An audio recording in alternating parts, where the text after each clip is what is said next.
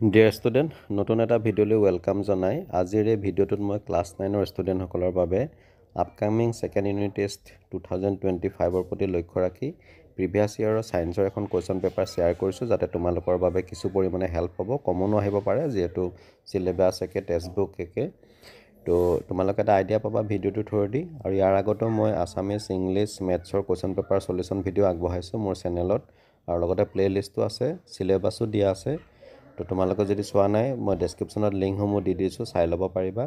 আৰু তোমালোকৰ স্কুলতো যেতিয়া এক্সাম ষ্টাৰ্ট হ'ব, পাৰিলে কুৱেশ্যন পেপাৰবোৰ মোৰ হোৱাটছআপ নম্বৰত চেণ্ড কৰিবা, মই যিমানখিনি পাৰোঁ ছল্ভ কৰি দিম। তো আহা তেতিয়াহ'লে আৰু আমি সময় ৱেষ্ট নকৰি কুৱেশ্যন পেপাৰখন ডিছকাছ কৰোঁ। কুৱেশ্যন পেপাৰখনৰ ছেকশ্যন 8 মুঠ 25টা MCQ দিছে। তাৰে 1 নম্বৰটো দিছে তলৰ কোনটোৱে 12 U বুজায়। ইয়াত U মানে হৈছে এক পাৰমাণৱিক একক। আমাক অপশ্যনসমূহ দিছে। অপশ্যন এ এটা হাইড্ৰজেন পৰমাণুৰ ভৰ, বি দিছে C12 পৰমাণুৰ ভৰ, অপশ্যন চি দিছে 0 to 16 পৰমাণুৰ ভৰ বা O16 পৰমাণুৰ ভৰ, আৰু অপশ্যন ডি দিছে N14 পৰমাণুৰ ভৰৰ 1/14 ভাগ ভৰ। আমি জানো যে C12ৰ এটা পৰমাণুৰ ভৰৰ ঠিক 12 ভাগৰ 1 অংশৰ সমান ভৰে হৈছে এক পাৰমাণৱিক ভৰ একক। ইয়াত যিহেতু 12 U বুলি কৈছে, গতিকে ইয়াত আমাৰ শুদ্ধ অপশ্যনটো হ'ব অপশ্যন বি, C12 পৰমাণুৰ ভৰ। নেক্সট কুৱেশ্যন নম্বৰ 2 দিছে ছ'ডিয়ামৰ ৰাসায়নিক চিহ্ন হ'ল option A SO, B SD, C NaDNA। ইয়াত চি আৰু ডি একেটাই, কিন্তু চিত এন আৰু এ দুটা কেপিটেল দিছে, আৰু অপশ্যন ডিত এনটো কেপিটেল, এটো স্মলাৰ দিছে, গতিকে ইয়াত শুদ্ধ অপশ্যনটো হ'ব option D NA। Next question number 3 দিছে যদি পৃথিৱীয়ে নিজ কক্ষত ঘূৰা বন্ধা কৰে, বিষুৱীয় অঞ্চলত জিৰ মান অপশ্যন এ বৃদ্ধি পাব, বি একে থাকিব, চি হ্ৰাস পাব, আৰু অপশ্যন ডিত দিছে প্ৰথমে হ্ৰাস পাব, তাৰ পাছত বৃদ্ধি পাব। ইয়াত পৃথিৱীয়ে যিহেতু নিজ কক্ষত ঘূৰা বন্ধ কৰিব বুলি কৈছে, গতিকে ইয়াত আমাৰ শুদ্ধ অপশ্যনটো হ'ব অপশ্যন এ বৃদ্ধি পাব, অৰ্থাৎ জিৰ মান বৃদ্ধি পাব। নেক্সট কুৱেশ্যন নম্বৰ 4 দিছে জড়তা আৰু ভৰৰ ক্ষেত্ৰত তলৰ কোনটো শুদ্ধ। ইয়াত আমাক 3টা পইণ্ট দি দিছে। 1 নম্বৰটো দিছে বস্তু এটাৰ ভৰ হৈছে বস্তুটোৰ জড়তাৰ জোখ। এই উক্তিটো সত্য হয়, যিহেতু বস্তুটোৰ ভৰৰ ওপৰতে বস্তুটোৰ জড়তা নিৰ্ভৰ কৰে। আৰু 2 নম্বৰটো দিছে গধুৰ বস্তুৰ জড়তাৰ মান কম, এইটো অশুদ্ধ হয়। 3 নম্বৰটো দিছে এটা বস্তুৰ ভৰ সলনি হয়, এইটো অশুদ্ধ, কাৰণ বস্তুৰ ভৰ সদায় যিকোনো ঠাইতে একেই থাকে, গতিকে ইয়াত আমাৰ শুদ্ধ উক্তিটো হ'ব অপশ্যন বি, কেৱল 1। নেক্সট আহিলে কুৱেশ্যন নম্বৰ 5 প্ৰকৃত কোষকেন্দ্ৰ আৰু কোষ অংগাণুসমূহ নথকা জীৱ তলৰ কোন ৰাজ্যৰ অন্তৰ্ভুক্ত। আমাক ইয়াত জীৱসমূহৰ নাম দিছে 1 ভেঁকুৰ, 2 নীল হেউ চেলাই, 3 প্ৰটিষ্টা, 4 বেক্টেৰিয়া।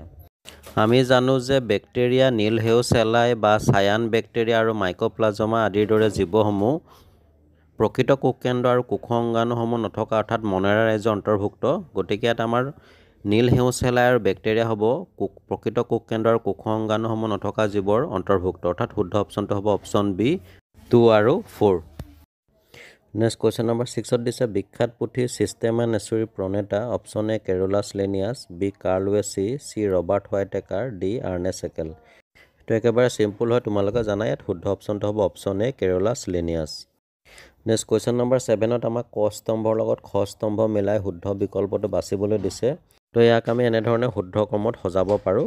গতিকে দেখা গ'ল যে ইয়াত আমাৰ শুদ্ধ অপশ্যনটো হৈছে option A P4, Q1, R2, S3।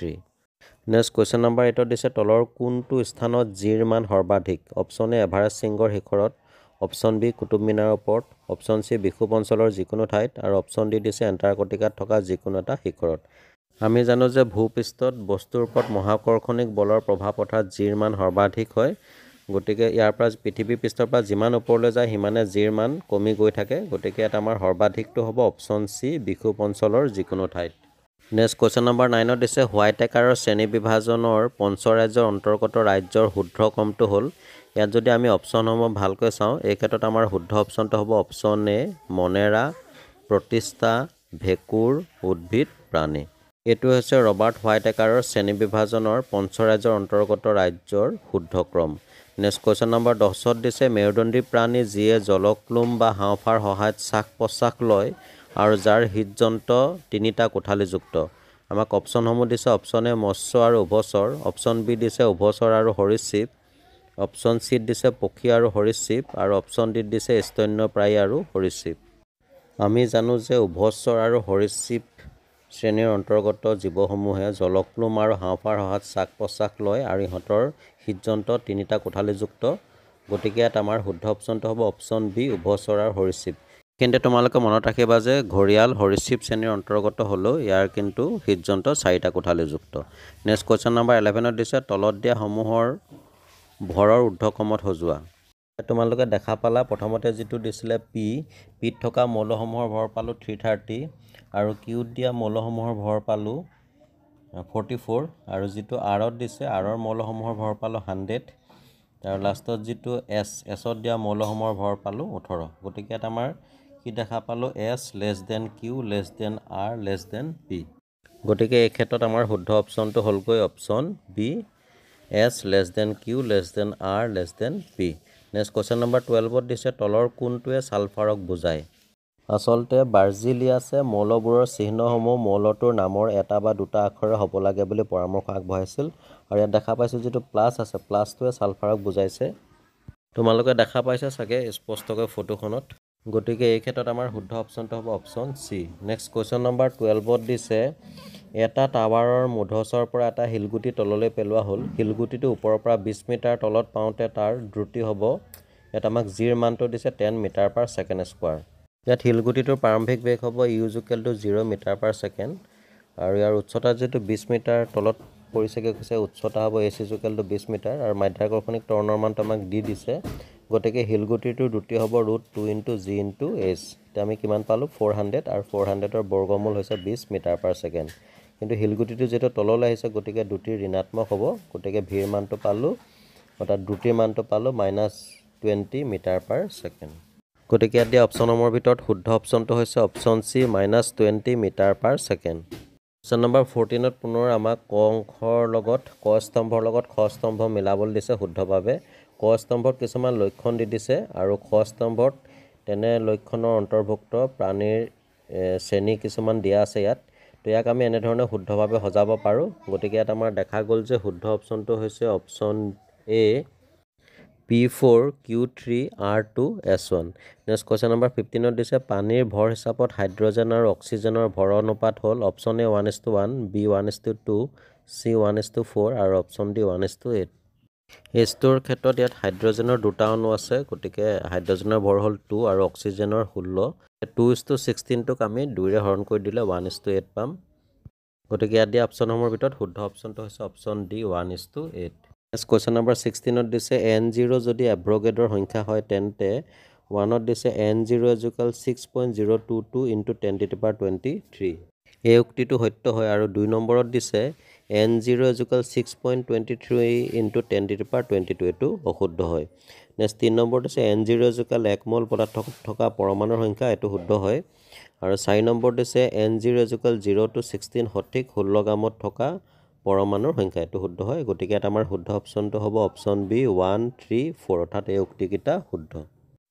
Next question number 17ত পুনৰ ক স্তম্ভৰ লগত খ স্তম্ভ মিলাই শুদ্ধ বিকল্পটো নিৰ্বাচন কৰিবলৈ দিছে। ক স্তম্ভত কিছুমান উদ্ভিদৰ নাম দিছে আৰু খ স্তম্ভত সেই উদ্ভিদসমূহ অন্তৰ্ভুক্ত উদ্ভিদ ৰাজ্যৰ নাম দিছে যাক আমি শুদ্ধ ক্ৰমত সজাব লাগে।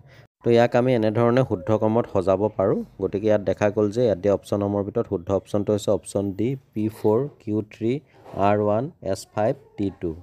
কুৱেশ্যন নম্বৰ 18ত কিছুমান উৎস দিছে যেনে বৰষুণ মহাসাগৰ নাট মৃত সাগৰ আৰু লগতে সেই উৎসসমূহৰ ঘনত্ব দিছে বৰষুণৰ ঘনত্ব 1000 মহাসাগৰৰ 1027 নাদৰ 1008 মৃত সাগৰৰ 1315। এতিয়া আমাক কুৱেশ্যনটো দিছে বিভিন্ন উৎসৰ পানীৰ ঘনত্ব ওপৰত দিয়া হৈছে যদি এজন মানুহৰ গড় ঘনত্ব 1010 kg/m³ হয় তেন্তে মানুহজন উপঙিব। জানো যে কোনো এটা বস্তু পানীত উপঙিবলৈ হ'লে বস্তুটোৰ ঘনত্ব পানীৰ ঘনত্বতকৈ কম হ'ব লাগিব। ইয়াত মানুহজনৰ গড় ঘনত্ব দিছে 1010 গতিকে ইয়াতকৈ বেছি থাকিব লাগিব উপঙিবলৈ হ'লে। তো ইয়াত আমাৰ মহাসাগৰ আৰু মৃত সাগৰ এই দুটা উৎসত মানুহজন উপঙিব। গতিকে শুদ্ধ অপশ্যনটো হ'ব অপশ্যন চি মহাসাগৰৰ প্ৰাণী আৰু মৃত সাগৰত। কুৱেশ্যন নম্বৰ 19ত দিছে জীৱৰ শ্ৰেণীবিভাজনৰ শুদ্ধ ক্ৰমটো হ'ল। তো ইয়াত আমি যদি অপশ্যনসমূহ ভালকৈ চাওঁ জীৱৰ শ্ৰেণীবিভাজনৰ শুদ্ধ ক্ৰমটো হ'ব অপশ্যন এ ৰাজ্য পৰ্ব শ্ৰেণী বৰ্গ গোত্ৰ গণ প্ৰজাতি। নেক্সট কুৱেশ্যন নম্বৰ 20ত ক স্তম্ভৰ লগত খ স্তম্ভ মিলাই শুদ্ধ বিকল্পটো নিৰ্বাচন কৰিবলৈ দিছে। ক স্তম্ভত দিছে 28 গ্ৰাম হিলিয়াম 0.5 মোল অক্সিজেন নিমখৰ আণৱিক ভৰ অৰ্থাৎ ছ'ডিয়াম ক্লৰাইডৰ আণৱিক ভৰ আৰু 1.5 মোল কেলছিয়াম। তো ইহঁতৰ ভৰসমূহ খ অংশত আমাক দি দিছে কিন্তু আমি শুদ্ধভাৱে তাক সজাব লাগিব। তোমালোকে দেখা পালা 28 গ্ৰাম হিলিয়াম মানে হৈছে 7 মোল আৰু 0.5 ml অক্সিজেনৰ ভৰ হৈছে 16 গ্ৰাম, নিমখৰ আণৱিক ভৰ হৈছে 58.84 আৰু 1.5 ml কেলছিয়াম মানে হৈছে 60 গ্ৰাম। গতিকে ইয়াক আমি এনেধৰণে শুদ্ধ ক্ৰমত সজাব পাৰোঁ। গতিকে ইয়াত আমাৰ শুদ্ধ অপশ্যনটো হ'ল অপশ্যন এ P2Q4R1S3। নেক্সট আমাক এটা নিৰ্দেশনা দিছে, প্ৰশ্ন নং 21 পৰা 23 দুটাকৈ উক্তি দিয়া আছে। প্ৰশ্নসমূহৰ বাবে তলত দিয়া A, B, C আৰু D বিকল্পৰ মাজৰ পৰা শুদ্ধটো বাছি লোৱা। ইয়াত আমাক A, B, C আৰু D কি বুজাইছে দি দিছে। তো কুৱেশ্যন নম্বৰ 21ত দিছে, উক্তি 1ত দিছে এটা বিক্ৰিয়াত ভৰৰ সৃষ্টি বা বিনাশ হ'ব নোৱাৰে, উক্তিটো শুদ্ধ হয়। আৰু উক্তি 2ত দিছে H2 + O2 = H2O, ই ভৰৰ নিত্যতা বিধি মানি চলে। আমি পাইছিলোঁ যে ভৰৰ নিত্যতা সূত্ৰৰ মতে কোনো এটা বিক্ৰিয়াত ভৰৰ সৃষ্টি বা বিনাশ হ'ব নোৱাৰে, কিন্তু ইয়াত আমি দেখিছোঁ হাইড্ৰজেনৰ দুটা আৰু অক্সিজেনৰ দুটা লগ লাগি হাইড্ৰজেনৰ দুটা হৈছে কিন্তু অক্সিজেন এটাহে আছে, গতিকে ভৰৰ নিত্যতা বিধিটো মানি চলা নাই। গতিকে ইয়াত আমাৰ শুদ্ধ অপশ্যনটো হ'ব অপশ্যন এ 1 শুদ্ধ কিন্তু 2 অশুদ্ধ। নেক্সট কুৱেশ্যন নম্বৰ 22ত উক্তিটো দিছে, প্ৰথম উক্তি এজন মানুহৰ ওজন দিল্লীতকৈ উটিত বেছি হ'ব, এই উক্তিটো অশুদ্ধ। উটি হৈছে তামিলনাডুৰ ৱেষ্টাৰ্ণ ঘাটত অৱস্থিত মাউণ্টেইন আৰু ই যিহেতু পৃথিৱী পৃষ্ঠৰ পৰা দিল্লীতকৈ ওপৰত আছে, গতিকে তাত মানুহজনৰ ওজন কম হ'ব। আৰু উক্তি 2টো দিছে ভৰ সাধাৰণ তোলাচনীত জোখা হয়, আনহাতে ওজন স্প্ৰিং তোলাত জোখা হয়, এইটো অসত্য হয়। গতিকে আমাক দিয়া অপশ্যনসমূহৰ ভিতৰত শুদ্ধ অপশ্যনটো হ'ব D 1 আৰু 2 দুয়োটাই অশুদ্ধ। নেক্সট কুৱেশ্যন নম্বৰ 3ত উক্তিটো দিছে প্ৰবাল পানীত বাস কৰা একনলদেহী প্ৰাণী আৰু উক্তি 2 দিছে ইহঁত সংঘবদ্ধ হৈ বাস কৰে। ইয়াত দিয়া দুইটা উক্তিয়ে শুদ্ধ, গতিকে ইয়াত আমাৰ শুদ্ধ অপশ্যনটো হ'ব অপশ্যন চি 1 আৰু 2 দুয়োটাই শুদ্ধ। নেক্সট আমাক এটা নিৰ্দেশনা দিছে, প্ৰশ্ন নং 24 আৰু 25ত উক্তি এ আৰু যুক্তি আৰ দিয়া আছে। প্ৰশ্নসমূহৰ বাবে তলত দিয়া A, B, C আৰু D বিকল্পৰ মাজৰ পৰা শুদ্ধটো বাছি উলিয়া। তো 24টোত উক্তিটো দিছে মহাকৰ্ষণৰ বিশ্বজনীন ধ্ৰুৱক যি এটা স্কেলাৰ ৰাশি, এই উক্তিটো শুদ্ধ হয়। আৰু যুক্তি আৰটো দিছে বিশ্ব ব্ৰহ্মাণ্ডৰ প্ৰতিটো অঞ্চলতে জিৰ মান একে, এইটো শুদ্ধ হয় আৰু এই উক্তিৰ শুদ্ধ ব্যাখ্যা আগবঢ়াইছে। গতিকে ইয়াত আমাৰ শুদ্ধ অপশ্যনটো হ'ব অপশ্যন এ আৰু আৰ দুয়োটাই শুদ্ধ আৰু R2 এৰ শুদ্ধ ব্যাখ্যা। নেক্সট কুৱেশ্যন নম্বৰ 25ত দিছে উক্তি এ বুধ দ্বিবীজপত্ৰী, এইটো শুদ্ধ হয়। আৰু যুক্তিটো দিছে ইহঁতৰ বীজবোৰে এখন বীজপত্ৰ ধাৰণ কৰে, এইটো অশুদ্ধ হয়, কাৰণ ইহঁতে দুখন বীজপত্ৰ ধাৰণ কৰে কাৰণে বুধ হৈছে দ্বিবীজপত্ৰী উদ্ভিদ। গতিকে এটা আমাৰ শুদ্ধ অপশ্যনটো হৈছে অপশ্যন চি এ শুদ্ধ কিন্তু R2 অশুদ্ধ। ডিয়াৰ ষ্টুডেণ্ট, ছেকশ্যন এ অৰ্থাৎ MCQ পাৰ্ট ইমানতে শেষ হৈছে। ছেকশ্যন বিত আমাক 2 আৰু 3 মাৰ্কৰ কেইটামান কুৱেশ্যন দিছে। 26টোত দিছে 0.5 মোল নাইট্ৰজেন গেছৰ ভৰ কিমান হ'ব নিৰ্ণয় কৰা। সমাধানটো তোমালোকলৈ আগবঢ়ালোঁ। ইয়াত তোমালোকে দেখা পালা যে 0.26 মোল নাইট্ৰজেনৰ আণৱিক ভৰ হ'লগৈ 14 গ্ৰাম। কুৱেশ্যন নম্বৰ 27ত দিছে এজন মহাকাশচাৰীয়ে মহাকাশত প্ৰদক্ষিণ কৰি থাকোঁতে মহাকাশৰ সাপেক্ষে শূন্য ওজন অনুভৱ কৰে কিয়? ইয়াৰ উত্তৰটো আমি এনেধৰণে লিখিব পাৰোঁ, মহাকাশত মাধ্যাকৰ্ষণিক ত্বৰণ জিৰ মান যিহেতু শূন্য, ফলত মহাকাশচাৰীজনৰ ওপৰত কোনো ধৰণৰ মাধ্যাকৰ্ষণিক বলে ক্ৰিয়া নকৰে, সেয়ে তেওঁ ওজন শূন্য অনুভৱ কৰে। কুৱেশ্যন নম্বৰ 28 মনেৰা বা প্ৰতিষ্ঠা ৰাজ্যৰ অন্তৰ্ভুক্ত জীৱৰ বৰ্গীকৰণত কোনটো বৈশিষ্ট্যক প্ৰাধান্য দিয়া হৈছে? ডিয়াৰ ষ্টুডেণ্ট, ইয়াৰ আনচাৰটো তোমালোকলৈ আগবঢ়ালোঁ, এইখিনি তোমালোকে নোট কৰি ল'বা, যথেষ্ট ইম্পৰ্টেণ্ট হয়, এইটো এনুৱেল এক্সামতো আহি যাব পাৰে। নেক্সট কুৱেশ্যন নম্বৰ 29ত দিছে প্লাবিতা বল বুলিলে কি বুজা? প্লাবিতা বল নিৰ্ভৰ কৰা দুটা কাৰকৰ নাম লিখা।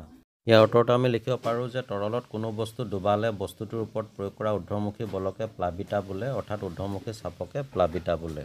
প্লাবিতাৰ ওপৰত নিৰ্ভৰ কৰা দুটা কাৰকৰ নাম লিখিব পাৰোঁ, বস্তুৰ ওজন বা ঘনত্ব আৰু পানীৰ ঘনত্ব। কুৱেশ্যন নম্বৰ 30ত দিছে এখন কিতাপৰ ভৰ 400 গ্ৰাম, যদি কিতাপখন পৃথিৱী পৃষ্ঠৰ পৰা পৃথিৱীৰ ব্যাসাৰ্ধৰ সমউচ্চতালৈ লৈ যোৱা হয় তেন্তে কিতাপখনৰ ওজন নিৰ্ণয় কৰা। জিৰ মানটো দিছে 9.8 মিটাৰ/ছেকেণ্ড স্কোৱাৰ। ইয়াৰ সম্পূৰ্ণ সমাধানটো তোমালোকলৈ আগবঢ়ালোঁ। ইয়াত আমি জিৰ মানটো পালোগৈ 100 গ্ৰাম প্ৰায়, আৰু এইখিনি তোমালোকে নোট কৰি ল'বা, আৰু ইয়াত যদি কিবা বুজি পোৱা নাই তেতিয়াহ'লে কমেণ্ট কৰি জনাবা। নেক্সট কুৱেশ্যন নম্বৰ 31ত আমাক ৰাসায়নিক সংকেত লিখিবলৈ দিছে। 1 নম্বৰটো দিছে মেগনেছিয়াম ক্লৰাইড, ইয়াৰ ৰাসায়নিক সংকেত হৈছে MgCl2, আৰু 2 নম্বৰ দিছে কপাৰ নাইট্ৰেট, কপাৰ নাইট্ৰেটৰ ৰাসায়নিক সংকেত হৈছে CuNO3(2). নেক্সট কুৱেশ্যন নম্বৰ 32 উদ্ভিদৰ কোনটো বিভাগত আটাইতকৈ সৰল উদ্ভিদক অন্তৰ্ভুক্ত কৰা হৈছে? একে প্ৰজাতিৰ অন্তৰ্গত জীৱৰ দুটা বৈশিষ্ট্য লিখা।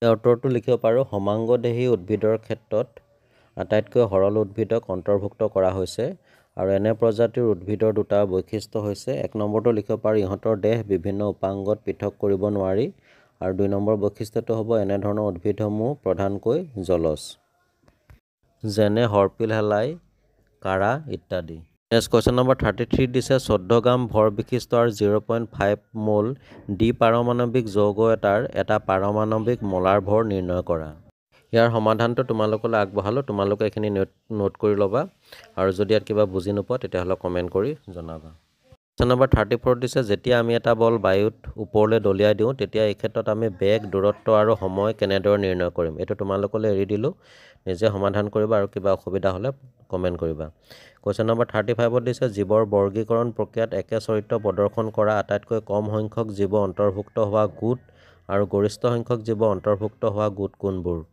ইয়াত কম সংখ্যক জীৱ অন্তৰ্ভুক্ত হোৱা গোটটো হৈছে প্ৰজাতি আৰু গৰিষ্ঠ সংখ্যক জীৱ অন্তৰ্ভুক্ত হোৱা গোটটো হৈছে ৰাজ্য নেক্সট দিছে দুবিধ স্তন্যপায়ী প্ৰাণীৰ নাম লিখা যিয়ে পোৱালি নজগাই কণী পাৰে তো ইয়াৰ আমি উত্তৰটো লিখিব পাৰো প্লেটিপাছ আৰু একদিনা স্তন্যপায়ী প্ৰাণী যদিও পোৱালি নজগাই কিন্তু কণীহে পাৰে তো ডিয়াৰ ষ্টুডেণ্ট এয়া আছিল প্ৰিভিয়াছ ইয়াৰ ক্লাছ 9ৰ সেকেন্ড ইউনিট টেষ্টৰ জেনেৰেল সায়েন্সৰ এখন কোৱেশ্চন পেপাৰ সম্পূৰ্ণ সমাধান তোমালোকৰ কিছু হেল্প হ'ব বুলি আগবঢ়ালো যদি ভিডিওটো ভাল লাগিছে তেতিয়াহ'লে লাইক এটা কৰি শ্বেয়াৰ কৰি দিবা আৰু এনেকুৱা ধৰণে কন্টিনিউয়াছলি মোৰ চেনেলত বিভিন্ন এডুকেশ্যন ৰিলেটেড ভিডিও মই পাই থাকিবা সো কোনোবা যদি নতুনকৈ আহিছে চেনেলটো সাবস্ক্ৰাইব কৰি নটিফিকেশন অন কৰি ৰাখিবা যাতে পোনপ্ৰথমে ভিডিও মই লাভ কৰা তো চাই থাকিবা আৰবি লাৰ্ণ কাম এণ্টাৰটেইনমেণ্ট আন এটা ভিডিওত পুনৰ লগ পাম আজিলৈ ধন্যবাদ